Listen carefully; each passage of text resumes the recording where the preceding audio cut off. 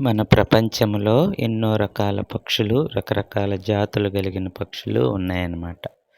ఆ పక్షుల గురించి, ఆ పక్షులు మన జీవితంలో మనకు ఎలాంటి పాఠాలు నేర్పిస్తున్నాయో ఒకసారి వాటి గురించి మనము తెలుసుకుందాం. పక్షుల జీవన విధానం ఎలా ఉంటుంది?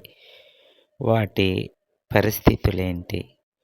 అనేది మనం ఒకసారి అవగాహన చేసుకుందాం. మన జీవితానికి కూడా వాటిని అన్వయించుకుందాం. పక్షులు రాత్రిపూట ఏమీ తినవు. రాత్రిపూట ప్రయాణం చేయవు, కొన్ని పక్షులు తప్ప.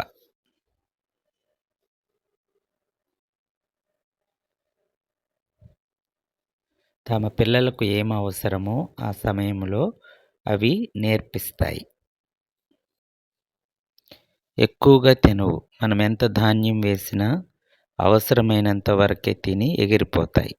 తమతో ఏమీ తీసుకెళ్ళవు. మనలాగా కాదు.